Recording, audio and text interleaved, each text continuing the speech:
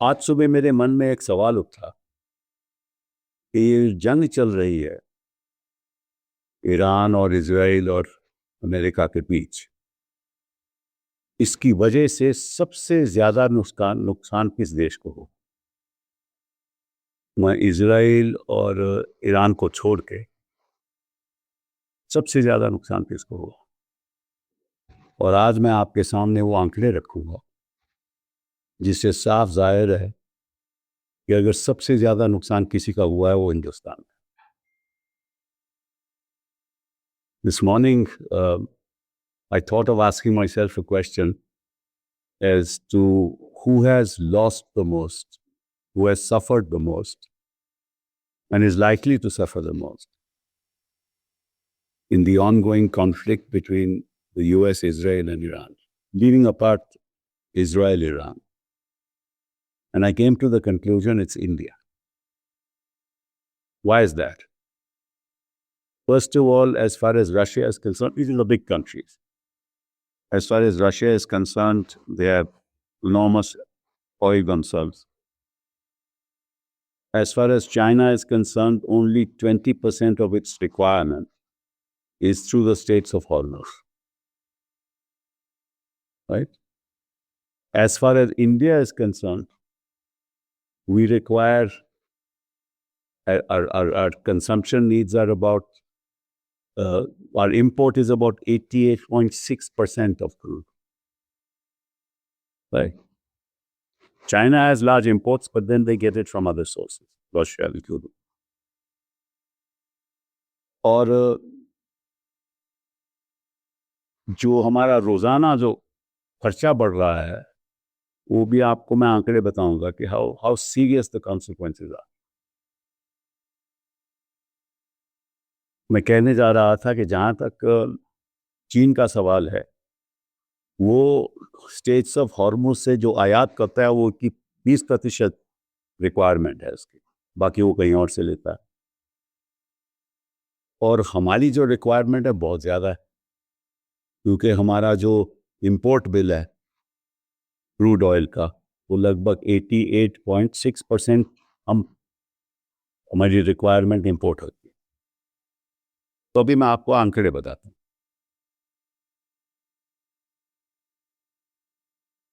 और फिर तो हम रोजाना 50 लाख बैरल क्रूड ऑयल की आयात करते हैं। We on a daily basis import 5 million barrels daily basis, 50 lakh barrels रोजाना। और 3 मिलियन मिडिल ईस्ट से आती है,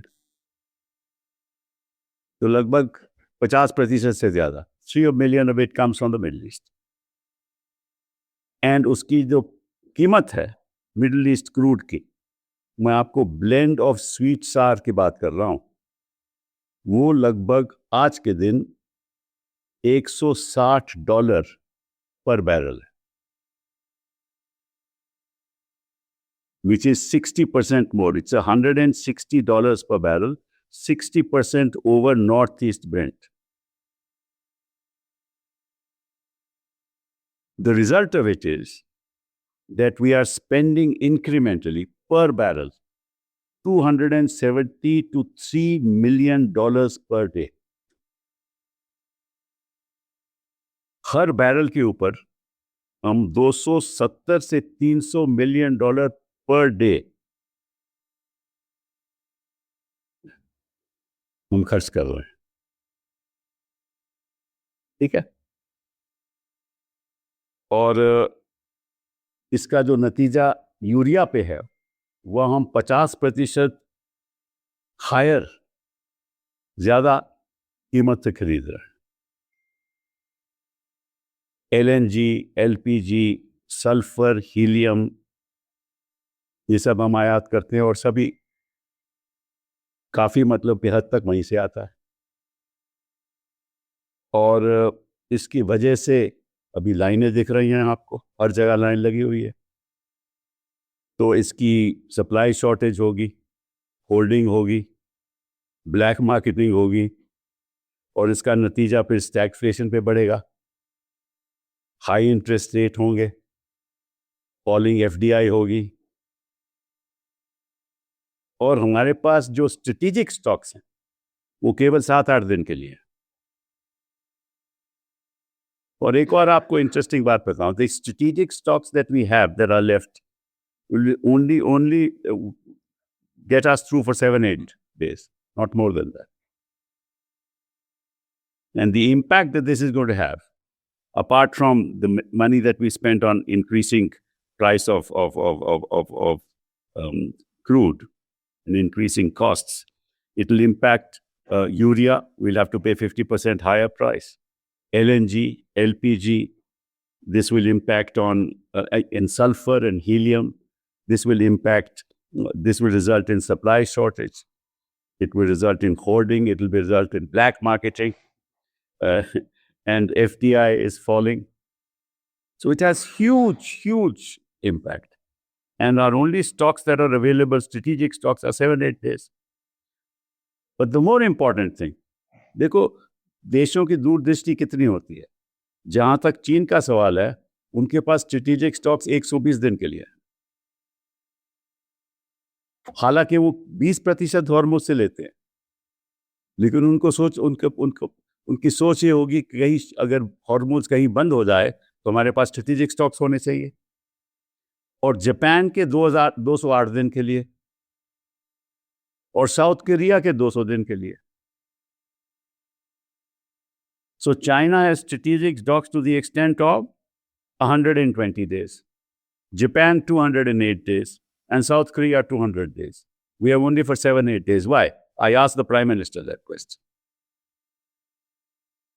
When we are going to be impacted the maximum because of the closure of Hormuz, why did our country not think of having larger strategic reserves?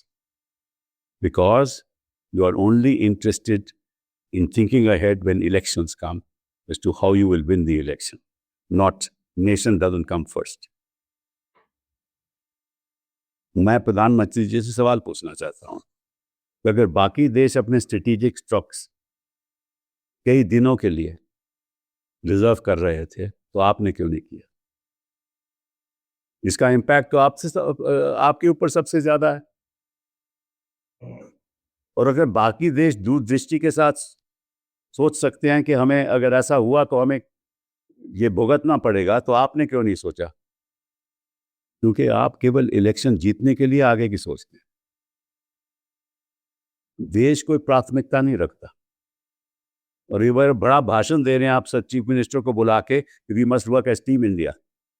Team India आपको याद आ गया जब देश संकट में, हम तो आपके साथ रहेंगे।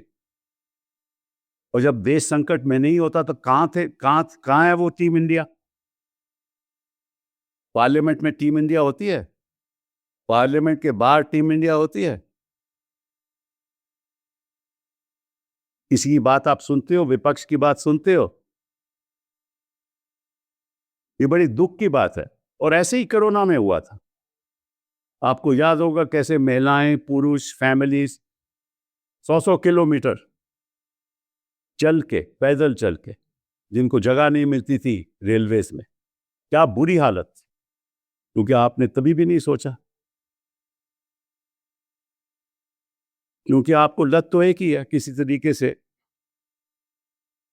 सीईसी आपका साथ है, बाकी लोग आपके साथ में, इस तरीके से इलेक्शन जीतो, 60 लाख वोट कटवा दो, ये करो वो करो। अब दूसरा सवाल, is all you're interested is in winning an election. You get institutions on your side, get CEC on your side, get voters' names deleted. There's a judge of the High Court, retired judge of the High Court, who has to go to the tribunal to say, look, my name has been deleted. Why has it been deleted? I mean, this is the state of our country.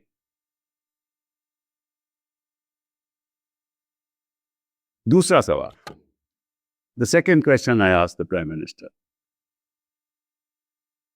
who are your best friends?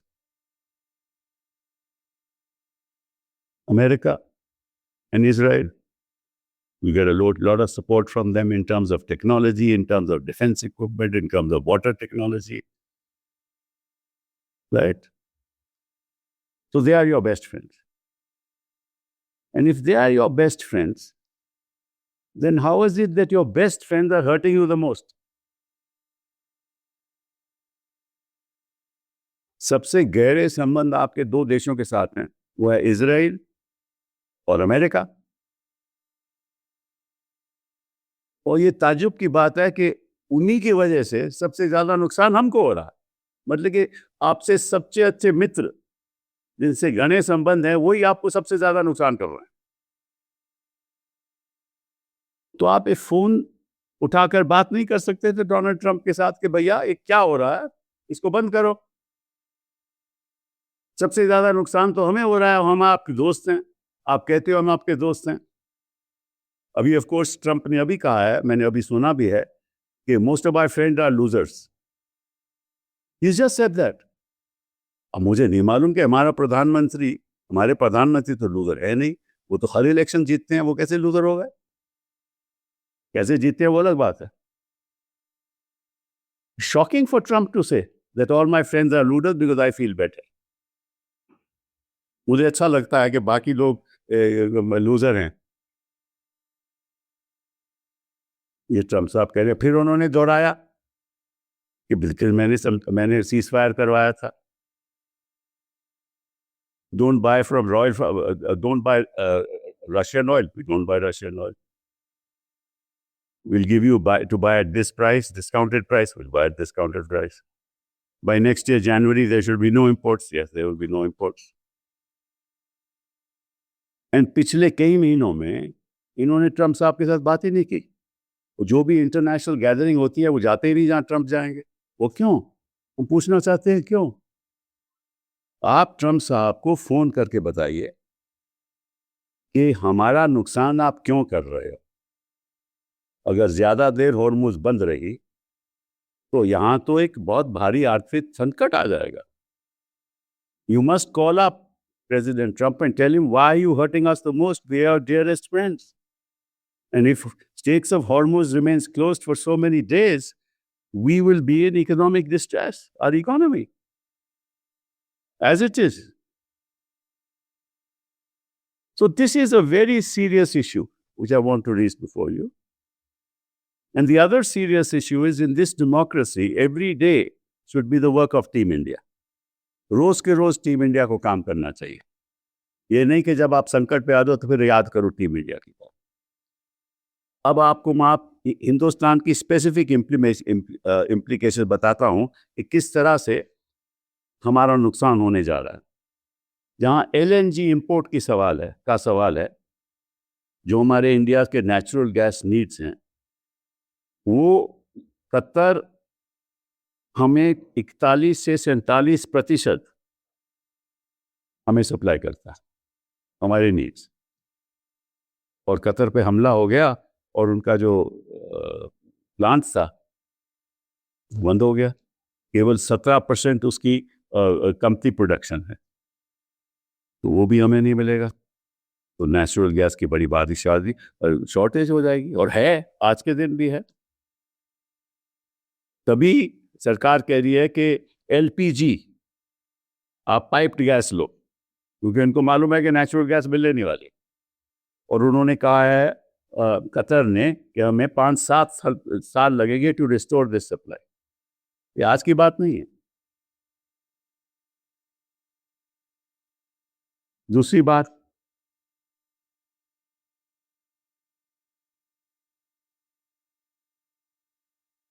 जो LPG cylinders हैं उनके आज के दिन market में बहुत कमी है और बहुत ज़्यादा प्राइस हो गई है उनकी। अभी देखो, हाल ही में उन्होंने, प्रधानमंत्री जी ने, सरकार ने फैसला किया कि जहाँ तक पेट्रोल और डीजल का सवाल है तो वहाँ 10 रुपया कम एक्साइज ड्यूटी होगी।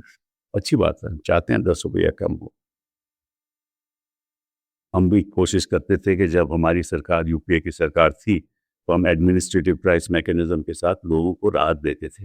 लेकिन इनकी कंपनी, हमारी देश में तो जब प्राइस कम थी तो इन्होंने हमारे कंज्यूमर को, उपभोक्ता को उतना ही दाम देने दिया।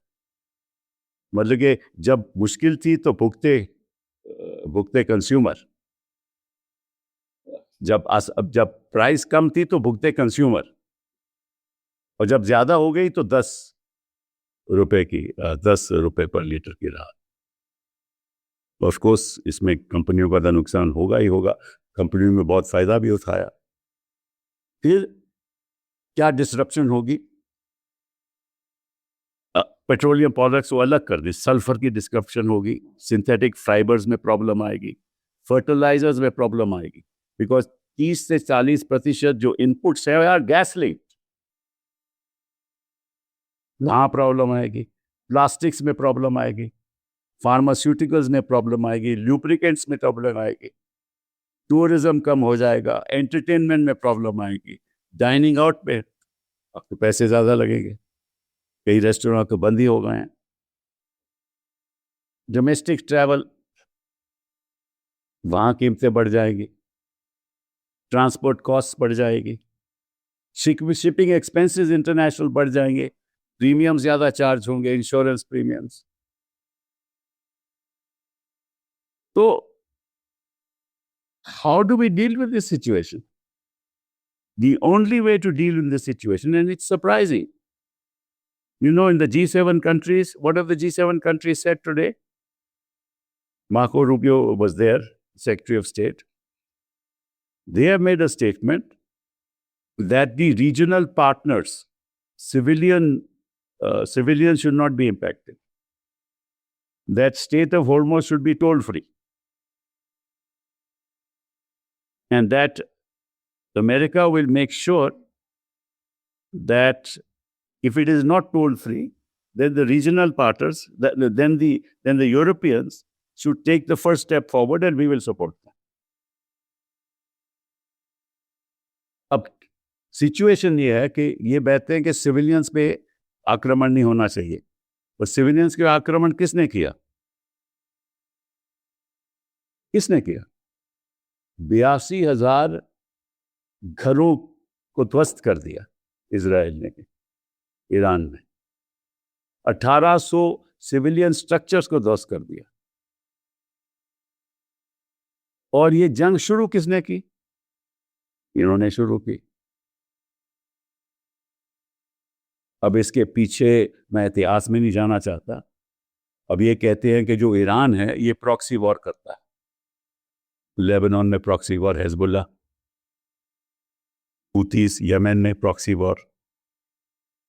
तो प्रॉक्सी वॉर इसलिए हो रही है क्योंकि इन्होंने, इजराइल ने पैलेस्टीनियन के साथ क्या किया, तो ये आपस में झगड़े हैं। मैं उनके इतिहास में नहीं जाऊंगा कि आज के दिन तो नुकसान तो हिंदुस्तान के हो रहा हो। एक और बात आपको बताना चाहता हूं, शायद आपको मालूम नहीं, कि उस एरिया में ये कहते हैं ना कि सुन्नी और शिया की लड़ाई है, ये भी कहते हैं साथ काफी हद तक सुन्नी और शिया की लड़ाई। But the fact of the matter is, in Bahrain alone, 60 to 70% are Shia. In Lebanon, 30 to 35% are Shia. In Yemen, 35 to 40% are Shia. In Syria, 10 to 15% are Shia. In Saudi Arabia, 10 to 15% are Shia. In Kuwait, 20 to 30% are Shia. In Turkey, 10 to 15%, they are called Alevis, distinctly related, but they are also Shias. जहां Shias नहीं हैं, वहां है Qatar, ओमन, Jordan, Palestinian and Israel, बड़े कम शिया। तो इस सारे रीजन में शिया की जो पॉपुलेशन है, हालांकि माइनॉरिटी में हो हर देश में, लेकिन उसकी अहमियत है। तो इसी जंग में उन्हीं देशों में माइनॉरिटीज भी ईरान को सपोर्ट कर रही। This is the reality. So this is not going to be a conflict that is going to be resolved very quickly. It has long-term implications for India. ये कल समझौता नहीं होने वाला। ये इजराइल को ध्वस्त, ईरान को ध्वस्त तो करेंगे, क्योंकि ये इनकी ताकत मतलब कि इतनी ज्यादा है कि कोई इनका मुकाबला नहीं कर सकता, क्योंकि ईरान के पास कोई एयर पावर नहीं है, उनके पास तो केवल मिसाइल है, तो वो भी प्रिसिशन टारगेट करके मिसाइल्स भी उनको ख़त्म कर रहे हैं। तो वो तो, लेकिन वो ये करेंगे कि विश्व की आर्थिक स्थिति में इतना नुकसान हो जाए कि सभी देश चाहें कि समझौता हो, और उसमें जो इंटरलॉक्यूटर आज के दिन है वो पाकिस्तान, इजिप्ट और Turkey, everybody knows about that. This war is not going to end soon, even though America and Israel are far more powerful and they will destroy Iran in every possible way. But it's an asymmetric war.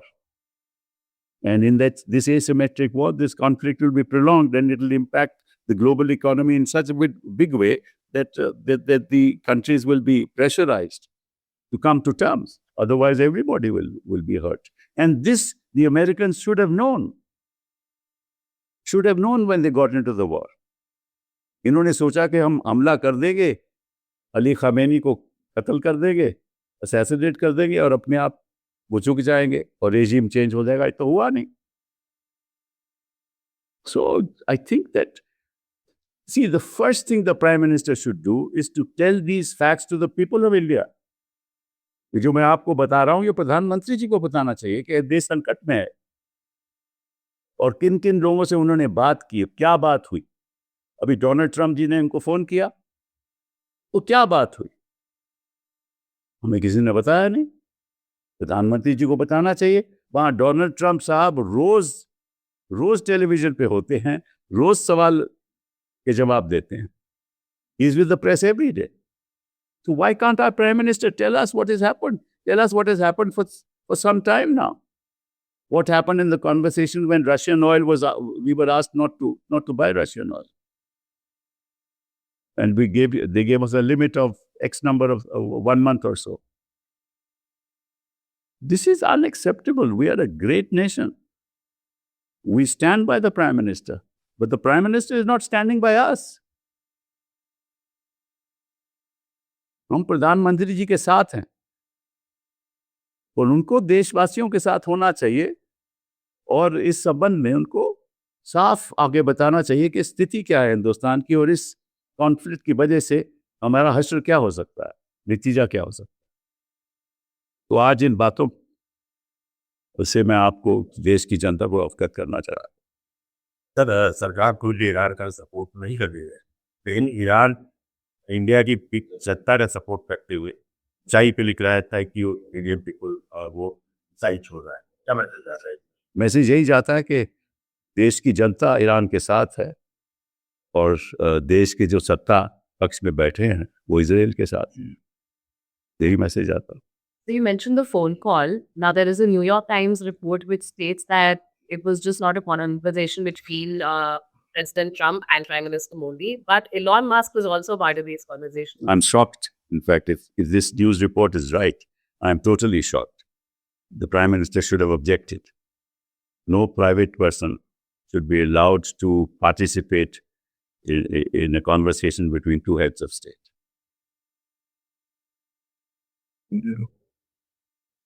Okay.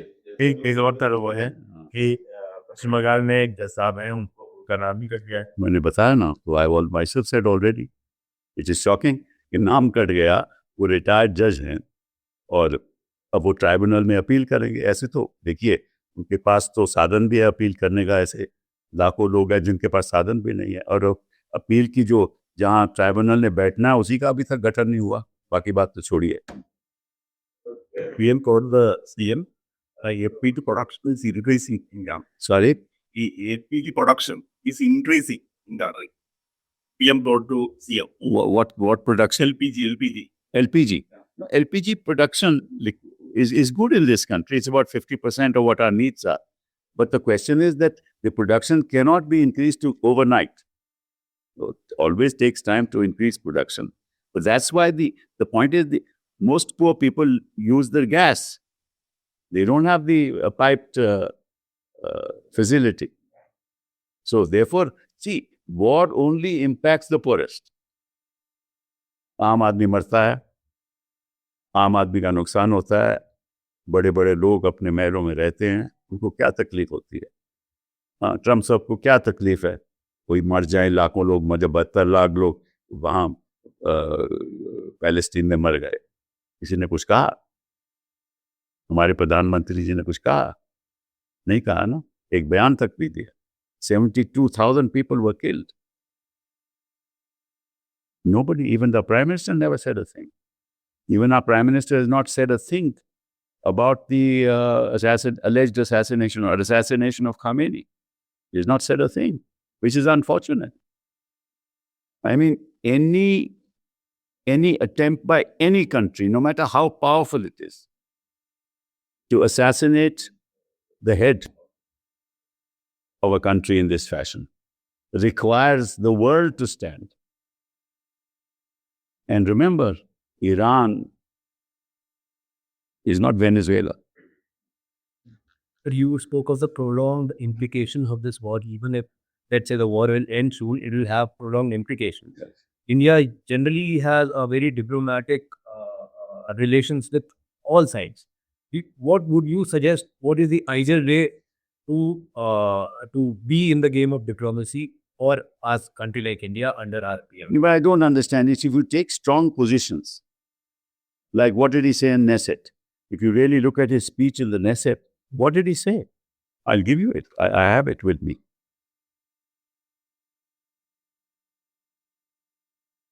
Give me a minute.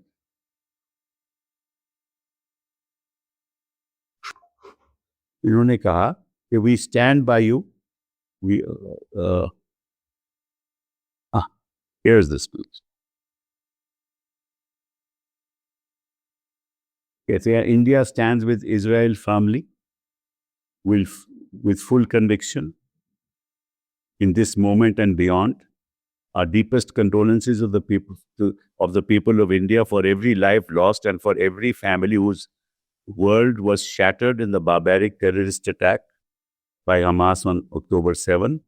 No cause can justify the murder of civilians, while civilians are being killed in Iran as well. Nothing can justify terrorism.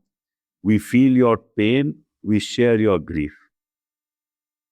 And then he said that Israel is their fatherland. That's the people who are in Israel. And India, their motherland. We are proud of them. I don't know how India becomes their motherland. I mean, I don't understand this. So you're right in your question. But if you take such strong positions without the nuanced diplomacy, then it'd be difficult to manage. Iran, of course, also needs to sell oil. Iran has no financial resources at this point in time. वो तो बेचेगा ही तेल, क्योंकि उसके पास तो और कोई साधन भी नहीं है आमदनी का. वो तो तेल बेचेगा और हिंदुस्तान को ज़रूर बेचेगा, क्योंकि हिंदुस्तान सबसे ज़्यादा ज़रूरत है. एक 1.4 बिलियन पीपल, हम तो सबसे बड़ी मार्केट है, तो हमसे तो खरीदेगा. लेकिन उन्होंने एक संदेश दे दिया कि आपकी जनता की वजह से हम खरीद रहे हैं. उनकी सहानुभूति हमारे साथ. जैसे का सब इंडिया नोट ब्रोकर. Sorry? जैसे का सब India note broker. Yes, I know that, but I don't know. Then, what do you mean by a broker? See, India is not a broker. That's right. And so Egypt is a broker, Pakistan is a broker, Turkey is a broker. Is that good diplomacy according to you? Thank you. Thank you, sir.